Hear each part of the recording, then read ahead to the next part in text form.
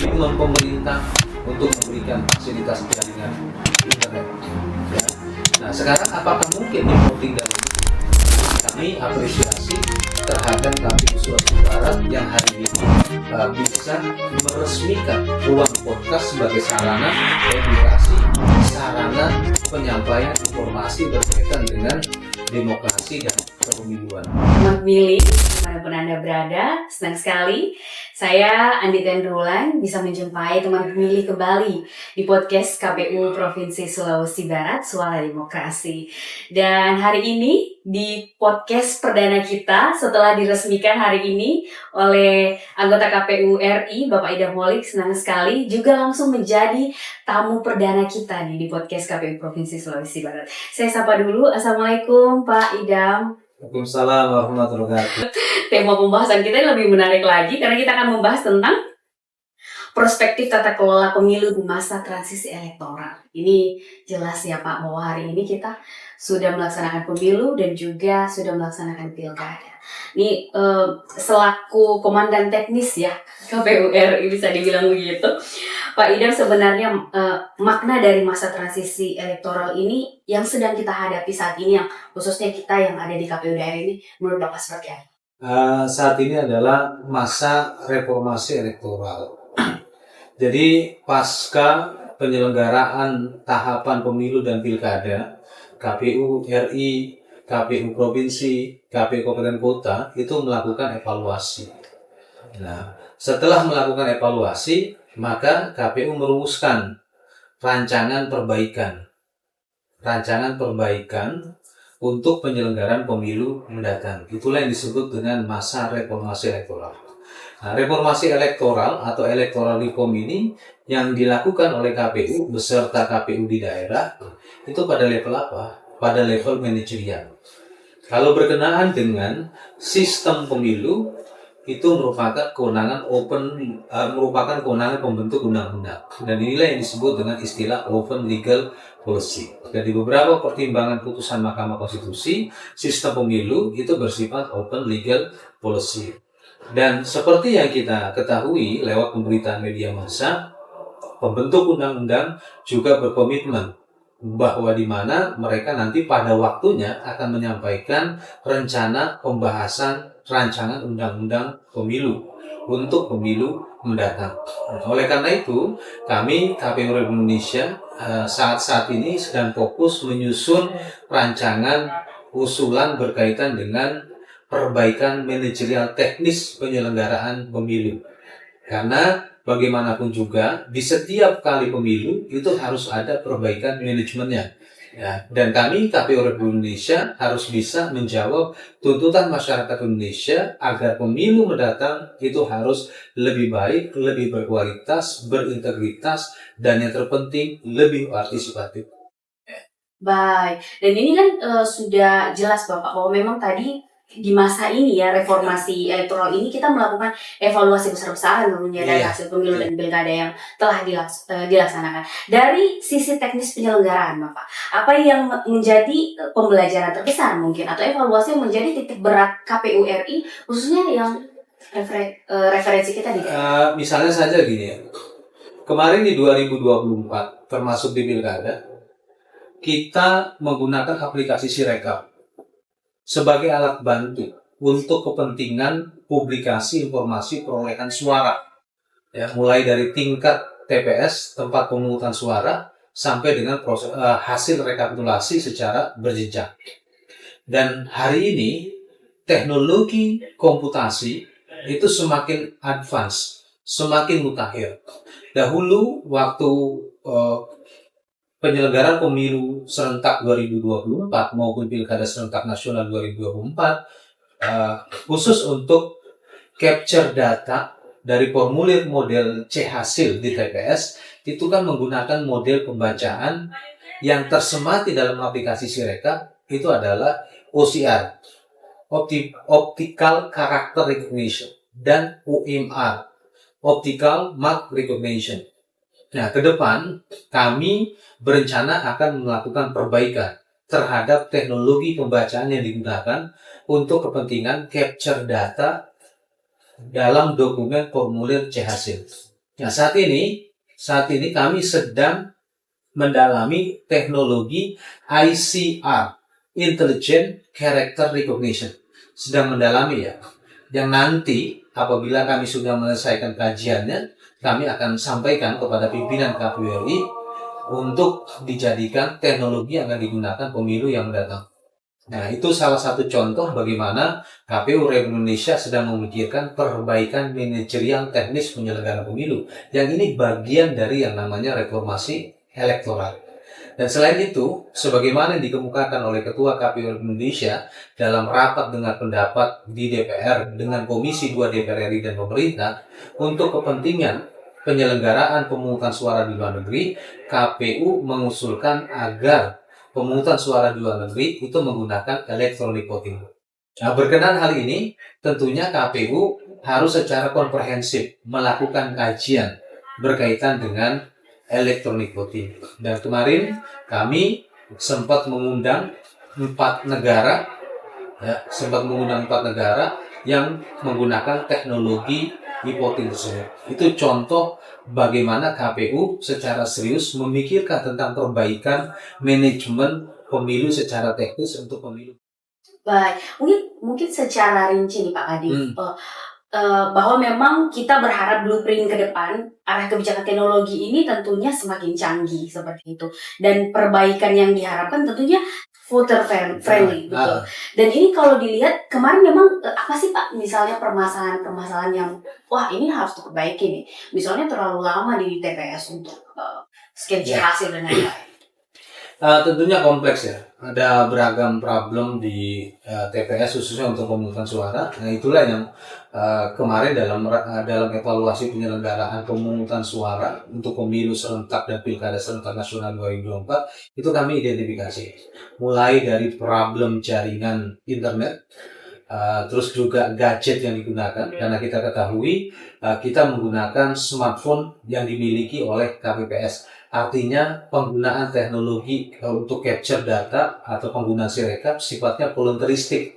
Ya, KPU tidak membelikan gadget, tidak menyediakan gadget, tapi sifatnya voluntaristik. Dan ini merupakan satu hal yang menarik menurut saya jika dibandingkan dengan penggunaan teknologi di negara-negara lainnya, yang dimana itu disediakan oleh penyelenggara pemilu, tapi di Indonesia sifatnya voluntaristik. Ini sebagai salah satu contoh dari aktualisasi prinsip efisien dan efektif. Ya, selain itu juga ada faktor human error. Jadi semua problem-problem berkaitan dengan pengguna teknologi di TPS yang pernah terjadi di 2024 itu kami identifikasi dan kami berupaya untuk menyusun formula-formula penyelesaiannya sehingga ke depan untuk kebutuhan informasi hasil pemilu dalam bentuk format digital dan kepentingan mempermudah proses rekapitulasi di berbagai tingkatan, kami sedang memperbaikinya. Baik, ini menarik sekali sih Pak, karena memang kita banyak sekali berbenah gitu ya dari hasil pengalaman yang kita sudah laksanakan. Begitupun kami di daerah, ini menjadi angin segar juga bagaimana kemudian pimpinan kami di KPU RI memikirkan blueprint ke depan teknologi kita ini bisa lebih voter friendly tadi. Nah, tadi terkait dengan regulasi lagi nih Pak Kadif. Terkadang dari pengalaman yang lalu teman-teman EDHOK pun yang di daerah tuh terkadang memberikan pengalaman misalnya, wah mohon maaf ini belum selesai regulasi yang satu, kita belum matang nih pemahaman regulasi, sudah turun lagi nih PKPU baru dan lain-lain. Artinya ada irisan Pak, ada irisan kebijakan di situ. Itu KPU RI melihatnya seperti apa?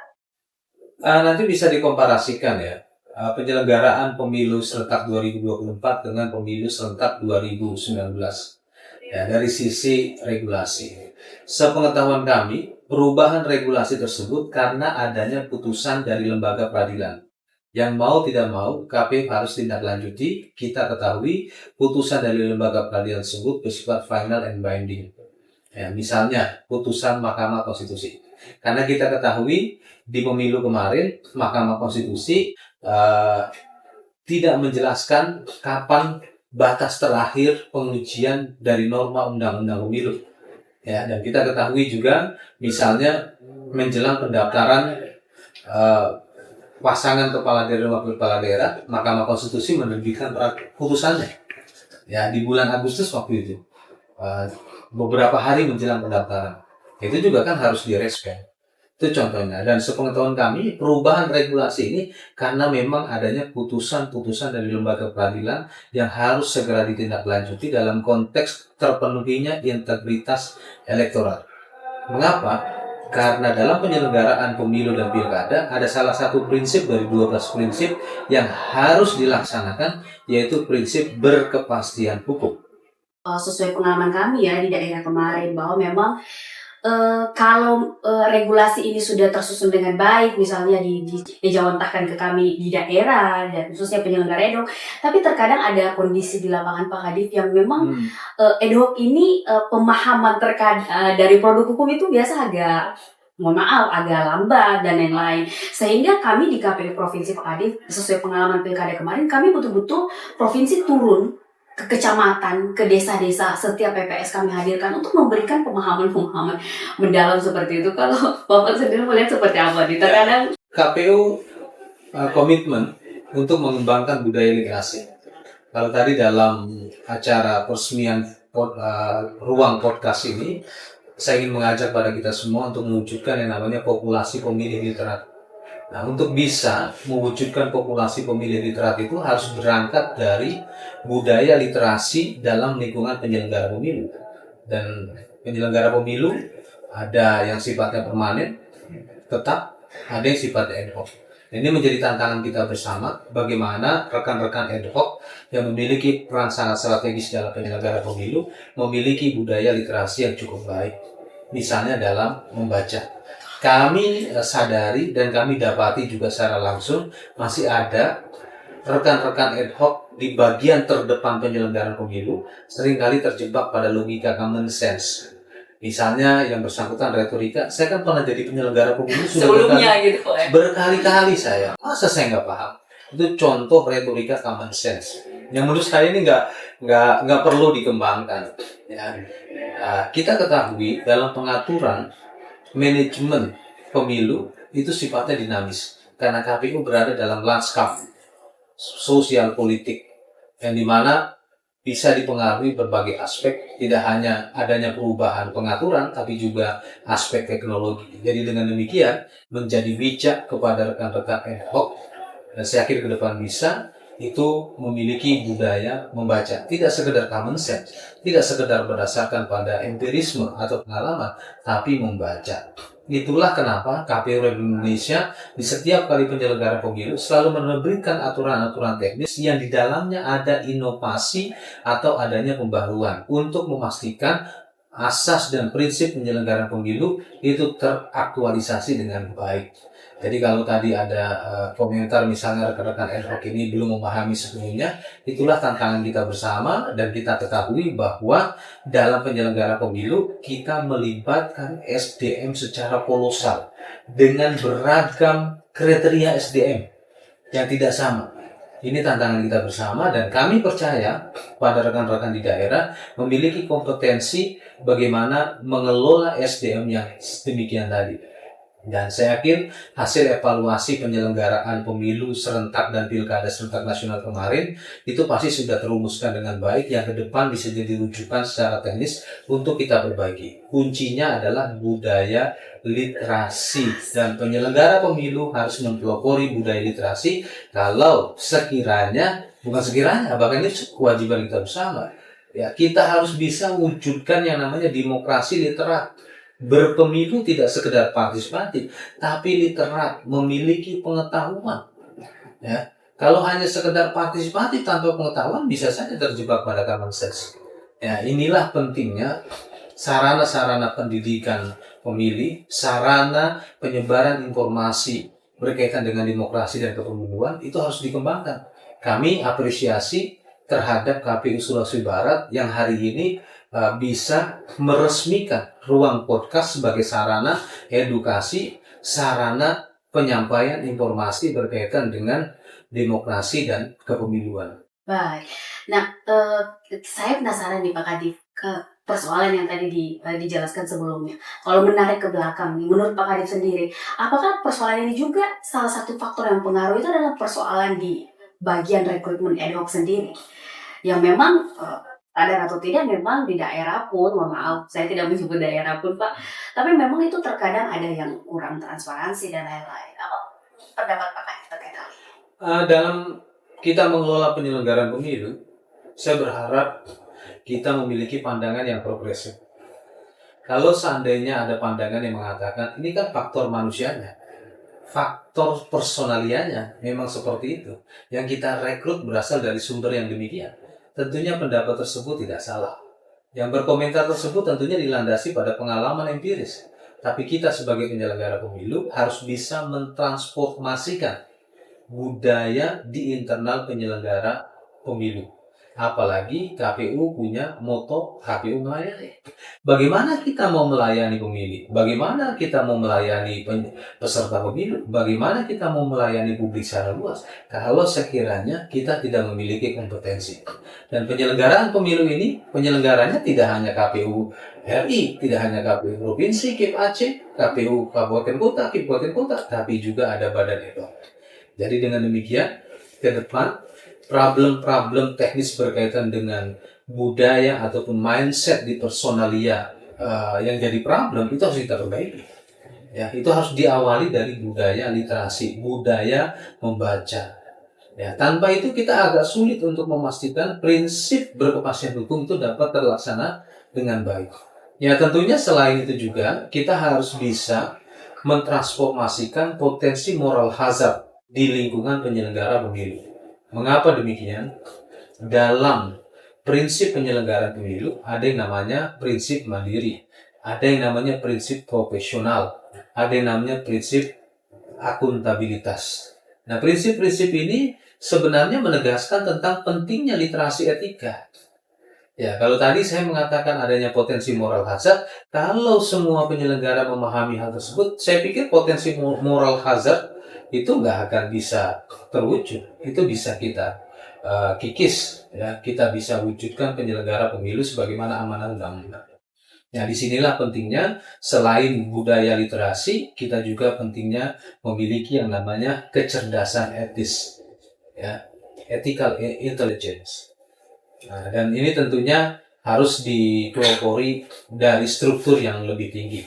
Apalagi ya khusus konteks Sulawesi Barat ini kalau tidak salah ada semboyan kultural Malabia. Nah, ini penting menurut saya.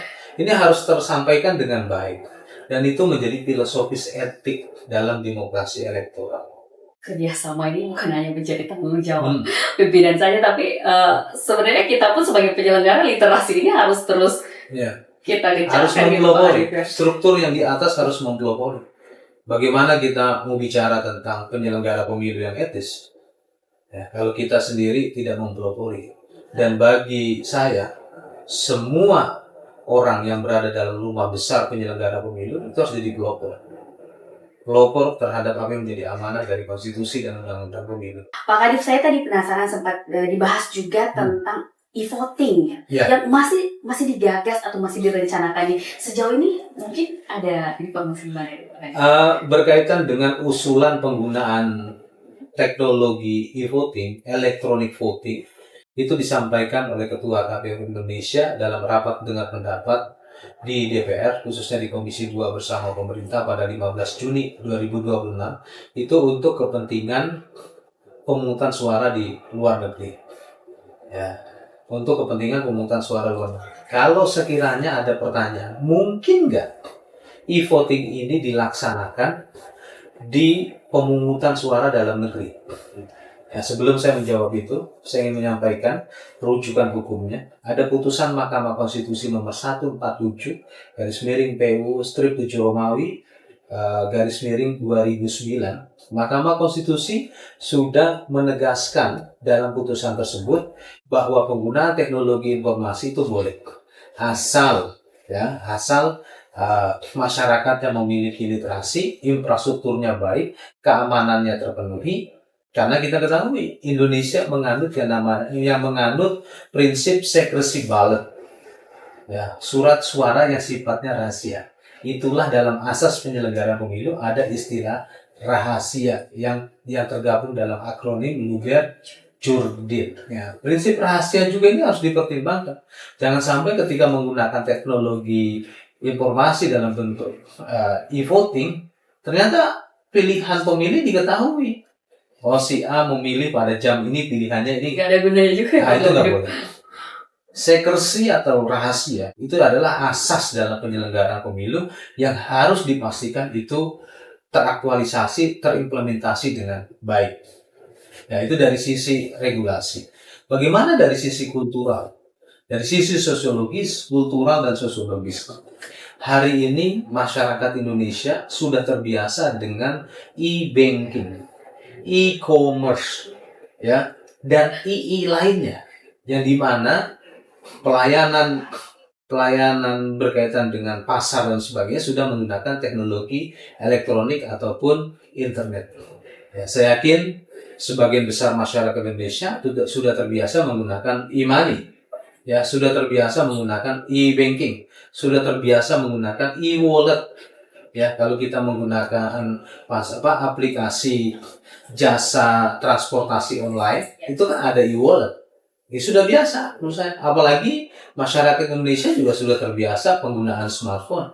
Dari sisi kultural, dari sisi sosiologis, penggunaan teknologi adalah bagian dari keseharian masyarakat Indonesia. Walaupun memang kalau ada komentar, ini kan belum 100%, kan masih ada daerah-daerah yang blank spot atau tidak ada jaringan internet. Itu sebuah fakta. Dan kami KPRI melihat pemerintah memiliki kesungguhan untuk mengurangi digital gap, kesenjangan digital, dengan cara mempersiapkan infrastruktur jaringan internet di seluruh Indonesia dengan program internet masuk desa. Dan hari ini progresnya sudah luar biasa, walaupun memang beberapa data yang saya baca belum 100%. Tapi kita harus apresiasi komitmen pemerintah untuk memberikan fasilitas jaringan internet. Ya. Nah, sekarang apakah mungkin e-voting dalam negeri? Nah, e-voting ini membutuhkan yang namanya payung hukum, atau kita kenal dengan istilah lain rujukan hukum. Saya percaya pembentuk undang-undang dapat memahami apa yang tadi saya sampaikan ini, mulai dari rujukan hukum putusan Mahkamah Konstitusi di 2009, MK sudah bicara tentang e-voting, sampai pada fakta sosiologis, fakta kultural. Masyarakat Indonesia sudah terbiasa. Bahkan saya menyebut masyarakat Indonesia itu sebagai masyarakat digital. Saya percaya pembentuk undang-undang memperhatikan ini, mengkaji ini, dan kita tunggu saja nanti keputusan dalam perumusan perubahan undang-undang pemilu. Ya, dan kami tentunya juga nanti jika nanti diminta atau tanpa diminta juga kami akan memberikan pertimbangan. Karena pelaksanaan pemilu harus merujuk pada yang namanya undang-undang pemilu, dan itu tertera dengan jelas dalam pasal 22E ayat 6 Undang-Undang Dasar 1945. Dan saya yakin, saya percaya pembentuk undang-undang juga memikirkan tentang perubahan peradaban demokrasi elektoral di Indonesia. Karena demokrasi adalah amanah dari konstitusi. Ya, kita semua tahu demokrasi kita adalah demokrasi konstitusional. Jadi kalau penyelenggaraan pemilunya semakin baik, ya, dengan penggunaan teknologi yang semakin advance, ya, demokrasinya semakin transparan, ya, demokrasinya semakin partisipatif, saya pikir itu adalah komitmen kita bersama. Pembentuk undang-undang juga memiliki komitmen yang sangat tinggi untuk hal tersebut. Baik, tapi sedikit isu juga nih Pak Kadif terkait bagaimana kemudian jeda 2 tahun sampai 2,5 tahun dari pelaksanaan pemilu ke pilkada ini di dalam putusan MK ini menjelaskan ada juga yang berkomentar nih Pak Kadif bahwa nanti ada kejenuhan pemilih di situ. Menurut teknis penyelenggaraan gimana sih? Tentunya ya beragam aspek, ya, beragam perspektif, beragam sudut pandang menilai putusan Mahkamah Konstitusi tersebut. Bagi saya itu menjadi pertanda yang nyata bahwa demokrasi kita adalah demokrasi yang sehat. Karena ciri dari demokrasi yang sehat itu adalah ruang publik yang dipenuhi dengan perdebatan yang rasional. Kalau tadi dijelaskan ada yang pesimis, ada yang optimis, dan saya yakin semua mereka yang berdebat di ruang publik berkaitan dengan hal tersebut itu memiliki political reasoning masing-masing, baik merujuk pada aturan hukum ataupun merujuk pada fakta sosiologis. Dan kami sebagai penyelenggara pemilu, kami berupaya untuk terus mengkaji, ya, karena memang saat ini adalah masa di mana sedang persiapan reformasi elektoral, pembentuk undang-undang sedang mempersiapkan rancangan undang-undang yang baru, dan kami KPU RI concern terhadap yang namanya reformasi elektoral dalam tataran teknis manajerial. Berkenaan dengan sistem pemilu, itu adalah salah satu bentuk open legal policy, dan hal tersebut ditegaskan dalam beberapa putusan Mahkamah Konstitusi, dan itu merupakan ranahnya pembentuk undang-undang. Untuk bisa mereformasi mungkin satu hal paling mendasar dari mungkin undang-undang atau tata kelola teknis pemilu kita ke depan nih, apa yang mungkin Bapak pertama kali agar penyelenggaraan pemilu ini bisa kita dalam tanda kutip bisa lebih baik lagi ke depan. Yang pertama kali, prinsipnya harus berangkat dari asas dan prinsip penyelenggaraan pemilu. Jadi untuk kita melakukan perbaikan, improvement dalam teknis manajerial pemilu harus berangkat dari asas dan prinsip penyelenggaraan pemilu. Karena yang namanya undang-undang pemilu itu disusun berdasarkan asas dan prinsip penyelenggaraan pemilu.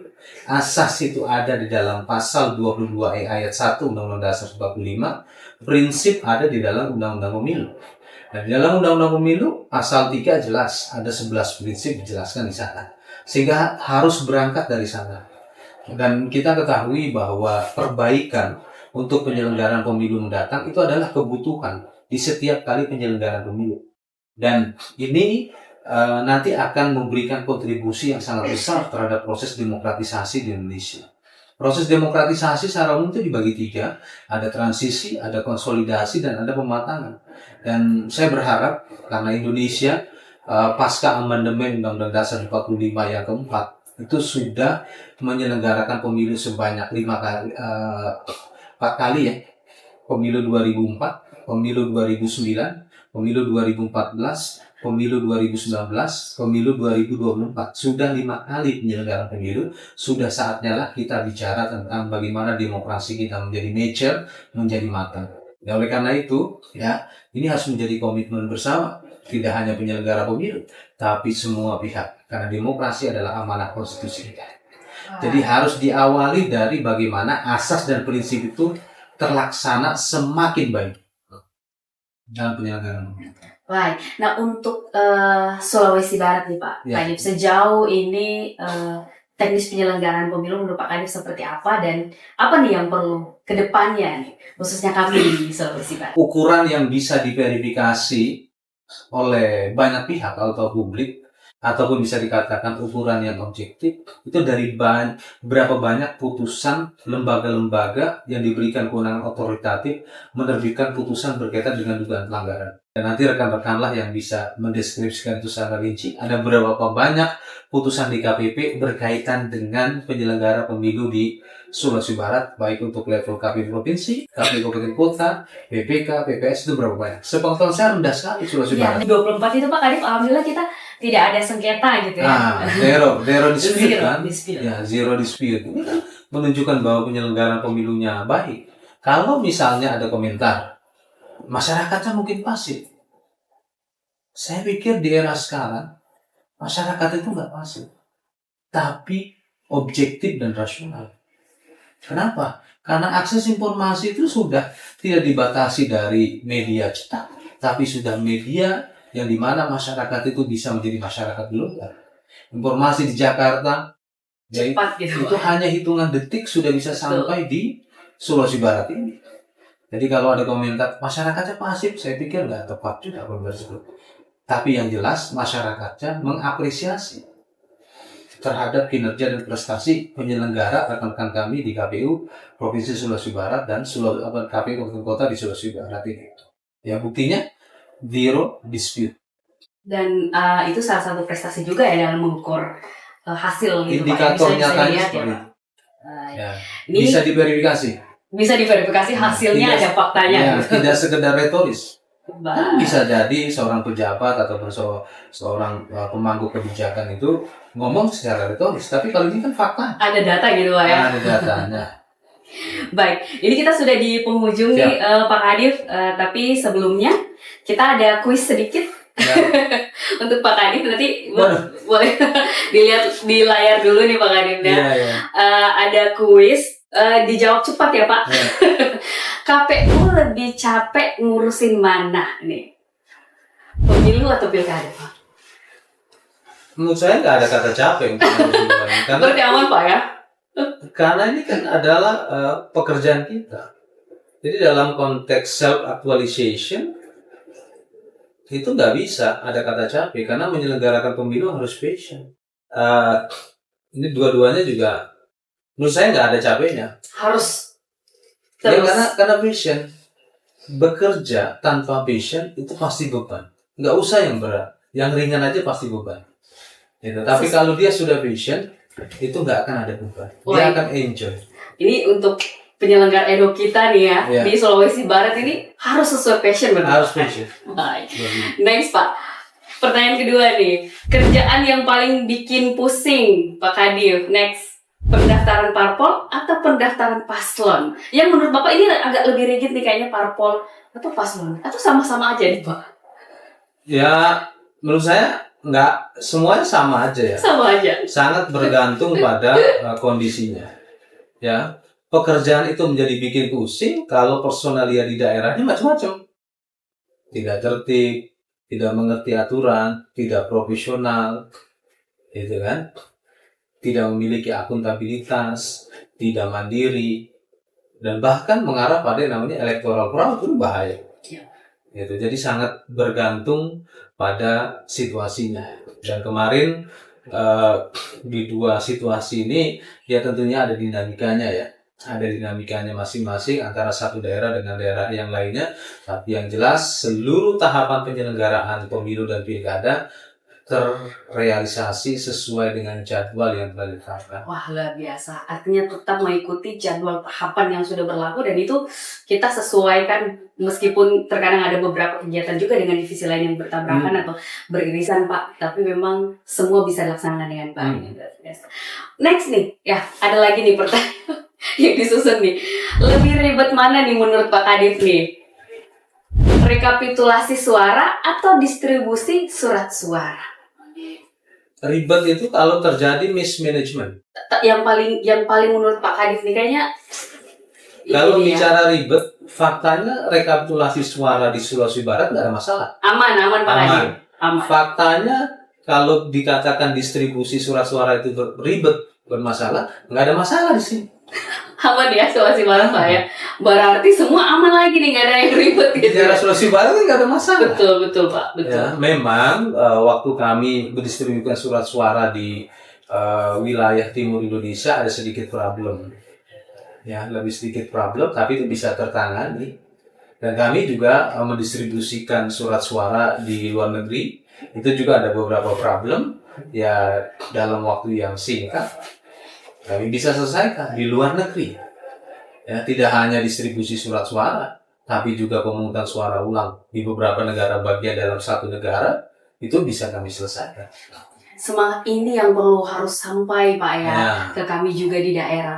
Bahwa memang tidak perlu memikirkan bagaimana, tapi dilaksanakan sesuai tupoksinya masing-masing. Passionnya. Memahami tupoksi tidak cukup. Harus passion. Nah ini digarisbawahi lagi nih teman pemilihan passion ya dari Pak Kadif nih. Dan harus sesuai passion. Saya ingin mengajak kepada kita semua, kita harus punya kesadaran historis, historical conciseness. Kenapa? Apa yang kita kerjakan di lembaga penyelenggara pemilu ini itu menjadi bagian dari rekaman perjalanan sejarah pemilu dan demokrasi Indonesia. Jadi apa yang dilakukan rekan-rekan hari ini, resmikan ruang podcast ini, itu catatan sejarah demokrasi. Jadi harus punya yang namanya historical conciseness. Nah, historical conciseness ini nanti akan menstimulasi kita punya vision sebagai penyelenggara pemilu.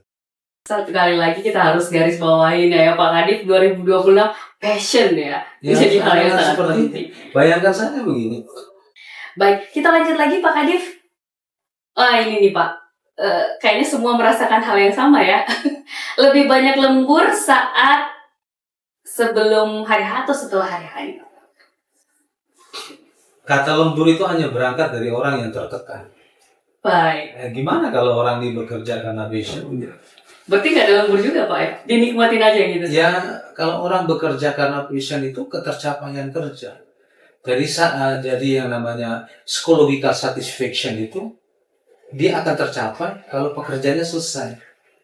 Nah, jadi dia nggak akan bicara lembur atau tidak lembur, tapi ketercapaian pekerjaan. Dan kita ketahui bekerja di KPU itu ada yang namanya time limitation. Ya, limitasi waktu yang tidak boleh itu terlewati. Bagaimana kita harus menyelesaikan misalkan satu tahapan pencalonan, verifikasi datanya nggak boleh lebih di luar dari apa yang ditetapkan dalam tahapan. Nah kalau kita bicara ini kok lembur dulu, nggak akan bisa tercapai. Ya, jadi menurut saya lembur itu hanya bisa diekspresikan oleh orang yang tertekan secara psikis. Ini banyak sekali insight ya, khususnya bagi kami di KPU Provinsi dan seluruh teman-teman di KPU Kabupaten, bagaimana kemudian memahami tanggung jawab juga passion kita yang sudah dijelaskan sama Pak Kadif tadi, ya, tergantung dari passion, bagaimana kemudian diri kita ini menjadi kunci gitu Pak. Bisa dikatakan seperti itu nggak sih Pak Kadif? Oh iya, harus berangkat dari kesadaran. Dan orang yang bekerja tanpa kesadaran tidak sekedar dia akan bermasalah secara kejiwaan, tapi juga secara fisik dia akan bermasalah. Karena dia tertekan. Nah, fisiknya akan lemah, sering sakit. Tapi kalau orang bekerja secara passion, Baik, terima kasih Pak Kadif. Ini kita sudah kurang lebih hampir 60 menit ya berdiskusi dengan Pak Kadif sebagai pencerahan juga, khususnya kita di Sulawesi Barat menghadapi pemilu yang akan datang dan persiapan yang lebih matang lagi. Mungkin terakhir sekali Pak Kadif, apa yang mau disampaikan khususnya teman pemilih kita di Sulawesi Barat? Saya bangga ya pada hari ini bisa bertemu dengan keluarga besar KPU Provinsi Sulawesi Barat beserta KPU Kabupaten Kota di Sulawesi Barat, karena menurut saya Sulawesi Barat memiliki budaya demokrasi yang baik, budaya pemilu yang baik, yang menurut saya ini harus dipertahankan dan harus ditingkatkan. Dan saya ingin mengajak kepada masyarakat Sulawesi Barat agar terus memperbaharui informasi dan pengetahuan kepemiluan agar bisa benar-benar menjadi pemilih yang literat, pemilih yang berpengetahuan. Demokrasi adalah tugas konstitusional kita sebagai warga negara, dan tidak sekedar pada persoalan tugas konstitusional, tapi demokrasi adalah amanah dari para pendiri bangsa yang saya sangat yakin ketika beliau melihat generasi penerusnya melaksanakan amanah, beliau akan bahagia dan tersenyum. Mari kita majukan demokrasi elektoral di Sulawesi Barat dan pada umumnya demokrasi elektoral Indonesia. Baik, luar biasa sekali. Terima kasih sekali lagi Pak Kadif, Pak Idam Holik atas waktunya dan sharingnya kepada kita semua.